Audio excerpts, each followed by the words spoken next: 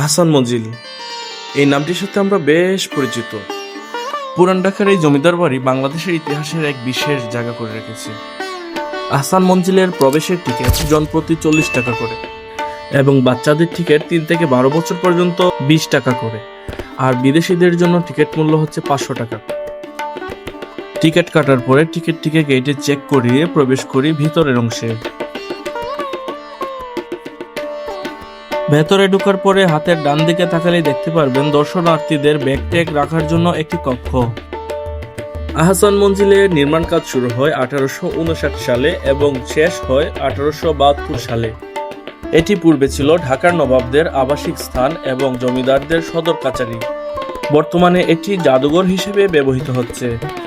এর প্রতিষ্ঠাতা নবাব আব্দুল গনি। তিনি তার পুত্র খাজা আহসানউল্লাহ তার নাম অনুসারে এর নামকরণ করেন আহসান মঞ্জিল। আহসান মঞ্জিল পুরান ঢাকার ইসলামপুরের কুমারটুলি এলাকায় বুড়িগঙ্গা নদীর তীরে অবস্থিত। যদি এই প্রাসাদটিকে আপনি ঘুরে দেখতে চান তাহলে বাংলাদেশের যে কোনো জায়গা থেকে আপনাকে আসতে হবে পুরান ঢাকার ইসলামপুরে। এই প্রাসাদের সাপ্তাহিক বন্ধ বৃহস্পতিবার, শনিবার থেকে বুধবার পর্যন্ত সকাল 10টা 30 থেকে 5টা 30 পর্যন্ত খোলা থাকে এবং শুক্রবার 3টা থেকে সন্ধ্যা 7টা 30 পর্যন্ত খোলা থাকে। এছাড়া সরকারি ছুটির দিনগুলিতে এই প্রাসাদটি বন্ধ রাখা হয়। অক্টোবর থেকে মার্চ পর্যন্ত এটির সময়সূচি কিছুটা পরিবর্তন হয়। অক্টোবর থেকে মার্চ মাস পর্যন্ত সকাল 9টা 30 থেকে বিকাল 4টা 30 পর্যন্ত খোলা রাখা হয়।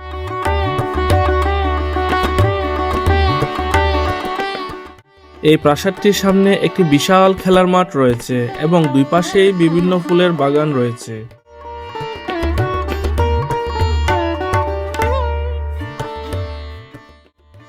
বর্তমানে এই প্রাসাদটি জাদুঘর হিসাবে আছে।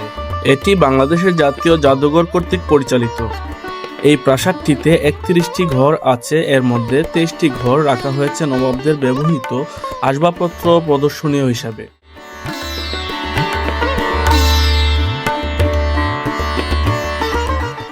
এটিও একটি ছোট্ট প্রাসাদ।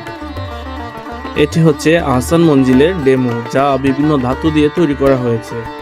এই ছোট্ট প্রাসাদটি দেখলে আহসান মঞ্জিলের বিশাল প্রাসাদটির অনুমান করা যায়। শিল্পীদের কারুকাজের মাধ্যমে ফুটে উঠেছে হুবহু পুরোপুরি আহসান মঞ্জিল।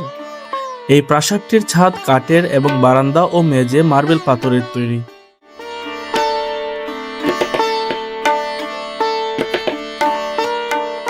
এই প্রাসাদের নিচতলাতে আছে খাবারঘর, জলসাঘর এবং লাইব্রেরি।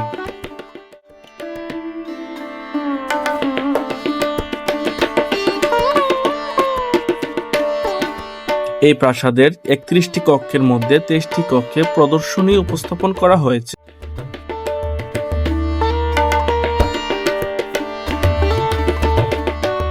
এই 23টি ঘরে মোট 4077টি নিদর্শন উপস্থাপন করা হয়েছে।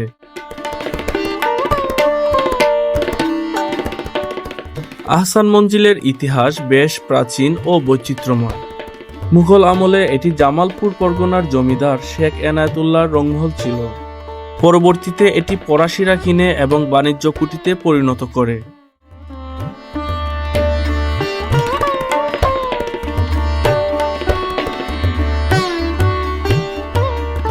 তারপর নবাবদের আগমন হয় 1830 সালে। পরবর্তীতে খাজা আলিমুল্লাহ ফরাসিদের কাছ থেকে এই কুটিরটি কিনে নেন। তার ছেলে নবাব আব্দুল গনি পরবর্তীতে এটিকে একটি দৃষ্টিনন্দন প্রাসাদের রূপ দেওয়ার জন্য কাজ শুরু করে। সময়টা ছিল 1859 খ্রিস্টাব্দ এবং নির্মাণ কাজ শেষ হয় 1872 খ্রিস্টাব্দে। প্রাসাদটির নিচতলার কক্ষগুলির মধ্যে একটি খেলাধুলার জন্য আলাদা কক্ষ ছিল। এগুলো হচ্ছে নবাবদের সিন্দুক, যা গাঢ় লোহার আস্তরণে তৈরি করা হয়েছে।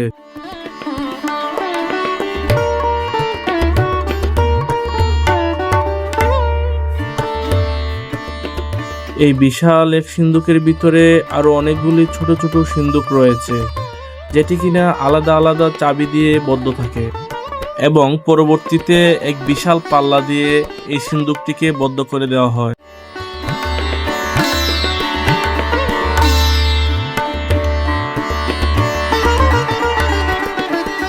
এটি হচ্ছে নবাবী আমলের জমির দলিল, যা 2 ফুট থেকে কিছুটা কম বেশি হতে পারে।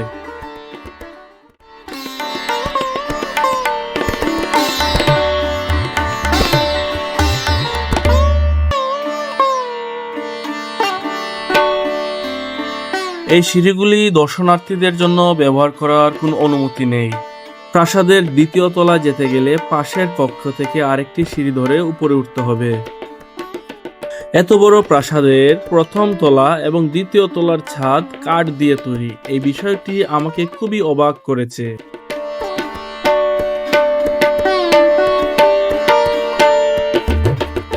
1888 সালে 7 এপ্রিল এক ভয়াবহ টর্নেডোতে এই প্রাসাদটি মারাত্মকভাবে ক্ষতিগ্রস্ত হয়। পরবর্তীতে এটি পুনর্নির্মাণ করার সময় বর্তমানের আকর্ষণীয় গম্বুজটি এটি তৈরি করা হয়।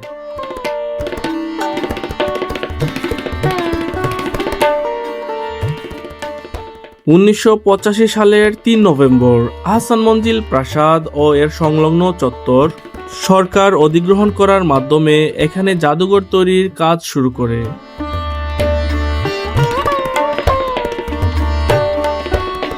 1992 সালে 20 সেপ্টেম্বর আহসান মঞ্জিল জাদুঘরের আনুষ্ঠানিকতা ও জনসাধারণের জন্য উন্মুক্ত করে দেওয়া হয়।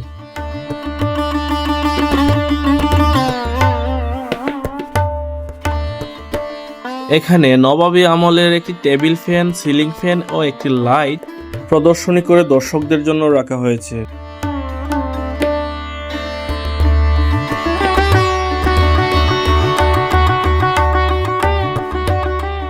বাংলার প্রাচীন ইতিহাস জানা ও দেখা প্রায় সব বয়সী মানুষের একটি কৌতূহল, যেখানে আহসান মঞ্জিলের প্রতিটি কক্ষই আমাদেরকে প্রাচীন ইতিহাসের কথা মনে করিয়ে দেয়। সেখানে সৃষ্টিশীল আগামী প্রজন্মের কথা চিন্তা করে অভিভাবকরাও আপনারা আপনাদের বাচ্চাদেরকে এখানে ঘুরিয়ে নিয়ে আসতে পারেন।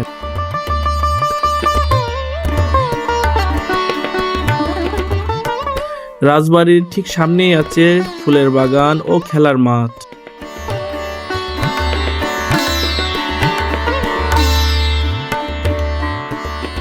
এটি হচ্ছে তৎকালীন নবাবদের বৈঠকখানা অথবা দরবার। এই চেয়ারগুলো যতই দেখি ততই মুগ্ধ হই, কি দারুণ তৎকালীন সময়ের কারুকাজ।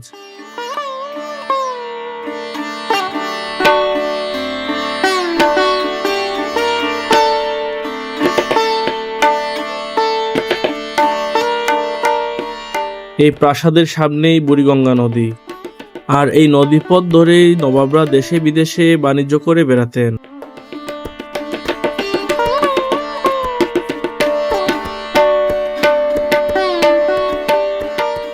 এক সময় আহসান মঞ্জিলের গম্বুজের চূড়া ছিল ঢাকা শহরের সবথেকে সর্বোচ্চ। তখনকার সময় নবাবদের হাতে এই প্রাসাদে প্রথম বৈদ্যুতিক বাতি জ্বলেছিল। জানা যায় এই প্রাসাদটি এতই সুন্দর ছিল যে লর্ড কার্জন ঢাকায় আসলে এই বাড়িটিতেই থাকতেন।